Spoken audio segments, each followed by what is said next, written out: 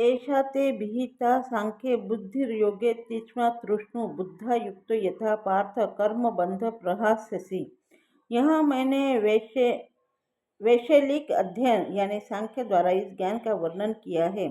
अब निष्काम भाव से कर्म करना बता रहा हूँ, उसे सुनो। हे पृथा पुत्र, तुम यदि ऐसे ज्ञान से कर्म करोगे तो तुम कर्मों के बंधन से अपने को मुक्त कर सकते हो। तात्पर्य: वैदिक कोश निरुक्ति के अनुसार सांख्य का अर्थ है विस्तार से वस्तुओं का वर्णन करने वाला, तथा सांख्य उस दर्शन के लिए प्रयुक्त मिलता है जो आत्मा की वास्तविक प्रकृति का वर्णन करता है। और योग का अर्थ है इंद्रियों का निग्रह। अर्जुन का युद्ध न करने का प्रस्ताव इंद्रिय तृप्ति पर आधारित था। वह अपने प्रधान कर्तव्यों को भुलाकर युद्ध से दूर रहना चाहता था, क्योंकि उसने यह सोचा कि धृतराष्ट्र के पुत्रों अर्थात अपने बंधु बांधवों को परास्त करके राजभोग करने की अपेक्षा अपने संबंधियों तथा स्वजनों को न मारकर वह अधिक सुखी रहेगा।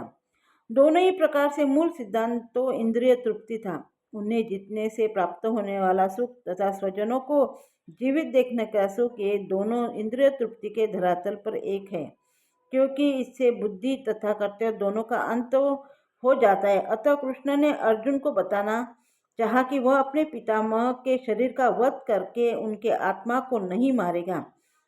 उन्होंने यह बताया कि उनके सहित सारे जीव शाश्वत प्राणी हैं।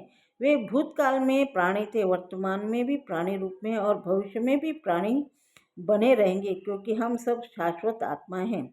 हम विभिन्न प्रकार से केवल अपना शारीरिक परिधान यानी वस्त्र बदलते रहते हैं, और इस भौतिक वस्त्र के बंधन से मुक्ति के बाद भी हमारा पृथक सत्ता बनी रहती है।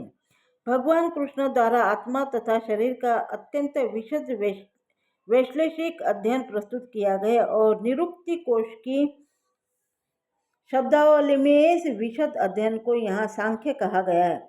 इस सांख्य का नास्तिक कपिल के सांख्य दर्शन से कोई सरोकार नहीं है।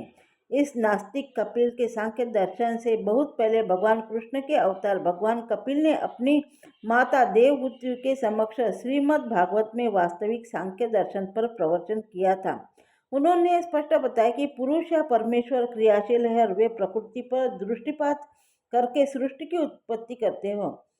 इसके वेदों ने तथा गीता ने स्वीकार किया है। वेदों में वर्णन मिलता है कि भगवान ने प्रकृति पर दृष्टिपात किया और उसमें आणविक जीवात्माएं प्रविष्ट कर दी।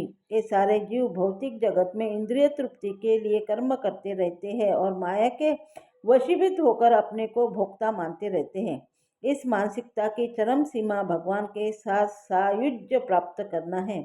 यह माया अथवा इंद्रिय तृप्ति जन्य मोह का अंतिम पाश है, और अनेकानेक जन्मों तक इस तरह इंद्रिय तृप्ति करते हुए कोई महात्मा भगवान कृष्ण यानी वासुदेव की शरण में जाता है, जिससे परम सत्य की खोज पूरी होती है।